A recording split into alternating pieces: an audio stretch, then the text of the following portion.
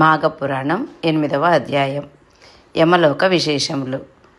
మృగశృంగుని పట్టుదల చేతను యముని కటాక్షము చేతను ఆ మువ్వురు కన్యలు నిద్ర నుండి మేలుకొంచినట్ల లేచి వారు యమలోకమందు చూచిన వింతలు విశేషాలు వారి తల్లిదండ్రులను తెలియపరిచిరి.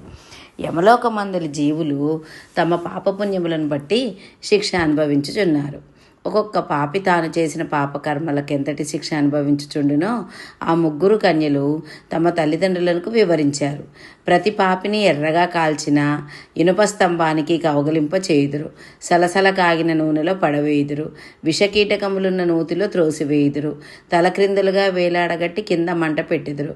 మరికొన్ని పాపజీవులను శూలాలతో పొడిచి చిత్రహింస పెట్టెదరు అని చెప్పుసరికి వారి తల్లిదండ్రులు భయపడి వణికిపోయిరి. అప్పుడు ఆ కన్యలు వారిని ఓదార్చి, మీరు భయపడకుడు, ఆ నరక బాధ నుండి బయటపడే ఉపాయం ఒకటి ఉన్నది. ప్రతి మానవుడు ఇహమందు సుఖములను అనుభవించి పరమునందు ముక్తము పొందుటకు మాఘమాసమునందు నదీ స్నానము చేయుట, తనకు తోచిన దానములు ధర్మములు జపతపములు ఇత్యాది పుణ్యకార్యములు చేయటం వలన అంతకు ముందు చేసి ఉన్న పాపములన్నీ పటాపంచలై నశించుటే కాక స్వర్గలోక ప్రాప్తి పొందవచ్చును. కాన మాఘమాస స్నానఫల అంత ప్రసిద్ధమైనది. మాఘమాసమందు నదీ స్నానం ఆచరించి నిష్కల్మష హృదయముతో ఆ శ్రీమన్నారాయణ్ణి పూజించి శక్తి కొలది దానం చేసిన 1,000,000 క్రతువులు చేసినంత ఫలితము కలుగును. మాఘమాసమంతయు పురాణ పఠనం చేసినను లేక వినినను శ్రీహరి దయకు పాత్రలుగా అవుదురు. కావున మీరు భయపడవలసిన పని లేదు.